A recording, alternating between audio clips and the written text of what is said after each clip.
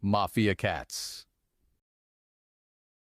The dank holding cell reeked of stale tuna and desperation. Scratchy shifted on the hard concrete slab, trying in vain to find a comfortable position to groom the matted fur on his haunches. A pair of burly officer tabbies guarded the cell block entrance, their movement slow and lazy as the night shift crawled towards dawn. Don Forgetti paced restlessly back and forth, the clink of his collar giving away his agitation. The old tomcat's mottled gray fur was sticking out in clumps, unkempt and disheveled. "I don't like this one bit, Clawford," he growled under his breath. "Being locked in this domestic prison like a couple of alley strays." Scratchy flicked an ear, keeping his gravelly voice low. "Pipe down, Don. We gotta play it cool until the boys can grease some paws and spring us." The tabby couldn't resist flexing his claws against the slab as the unmistakable scent of Tomso the Enforcer reached his nostrils. Tomso strolled up to the cell bars nonchalantly, his slate-gray coat groomed to perfection. Well, if it ain't the jailbirds," he smirked, yellowed fangs poking out. "Gotta admit, you two mangy toms look pretty pathetic in here." Forgetti whipped his head around with a hiss. "Watch your insolent tongue, Clawlotta. You're one to talk after leaving your Don high and dry back there." The Enforcer pretended to examine his hooked claws indifferently. "Hey, every cat's got to look out for number one. Sides, with you two out of commission, maybe it's time I took over running things around here?" In a blur, Scratchy's paw lashed out through the bars to rake Tomso's smug muzzle. The slate-gray cat recoiled, with a screech of surprise batting at the thin lines of crimson welling beneath his whiskers. "Why, you old Deeksbrook furball!" he spat furiously as the guards quickly intervened to separate them. Scratchy met his glare evenly, green eyes like chips of ice. "That's just a taste of what'll be coming to you if I hear any more out of that litter box you call a mouth."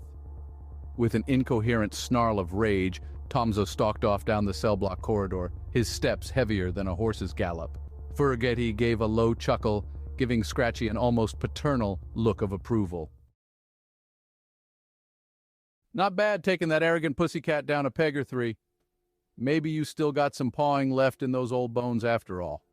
Scratchy simply grunted in response, settling back down on his bunk with a weary sigh. He closed his eyes, feigning an attempt at catnapping, but his mind was practically spinning like a tuna ball in a dryer vent. Just who could have planted the cat-dipped hall that led to this mess? It obviously wasn't one of Don Perliano's soldiers, not with how steamed the old cat was over the setup. But then who? A horrible thought suddenly occurred to the grizzled tabby, making his fur stand on end. He sat bolt upright, growling to catch Forgetti's attention. "Don! Where's your daughter Saxia and my nephew Sammy? Please don't tell me those two kittens got grabbed up in all this." The old Italian cat's eyes went wide, his scowl melting into an expression of sudden concern. "Now that you mention it, I ain't seen hide nor hair of Saxia since the raid went down." The two Dons stared at each other in dawning fear. Out there somewhere, their loved ones could be in grave paw step, or worse, being used as leverage by the rat responsible, who was still on the loose and hungry for more. Scratchy was out of his bunk in an instant, yowling at the guards to get their muzzles over pronto. Whatever hairball had crossed them was gonna wish they'd never been born into this alley. The two burly tabby guards sauntered over, looking distinctly unimpressed. "Keep it down in there, you old fish breaths," one sneered, "unless you want these nightsticks upside your flea-bitten heads." Scratchy grabbed the bars with his front paws, nose to nose with the disrespectful officer. "Listen up and listen good, Flatfoot. My nephew and the Don's daughter are missing after your bull-headed raid. If any hairballs have been licked the wrong way, I'll have the whole alley on your tails faster than you can lick your—" His tirade was cut off as the other guard rapped him smartly over the head with his baton. Stars danced in Scratchy's vision as he crumpled back onto the hard bunk, ears ringing. Don Forgetti immediately took up the charge, spitting and snarling at the bars like an enraged wildcat. "You utter mutts! I'll have your badges for go-masking catnip balls. Do you lowlives know who I am?"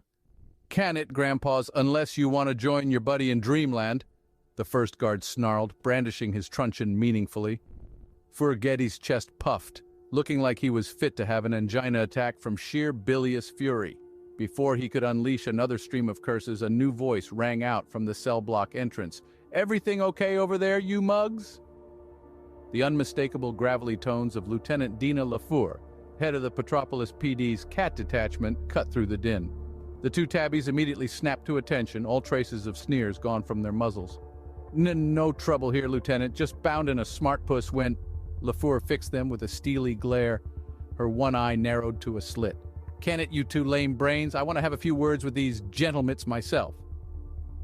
As the bombshell Persian slinked towards the cell, sleek creamsicle fur rippling like liquid carved from sunbeams, Scratchy felt his heart skip a beat despite the throbbing lump on his head.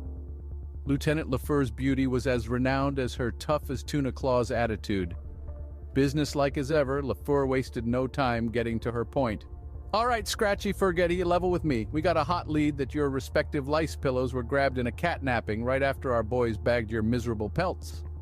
She paused to cast a disgusted glance at the guards before continuing in a low growl. Whoever's behind this is playing you mugs for suckers. So name your price for squealing on who set you both up to get pinched. And maybe their 9 lives get spared from my Molly's lair, interrogators. Both Dons froze, the same panicked thought flashing between them. If this was on the level, Sammy and Soxia were in Graveling's danger. But daring to cross the code of Catopia carried a death sentence worse than anything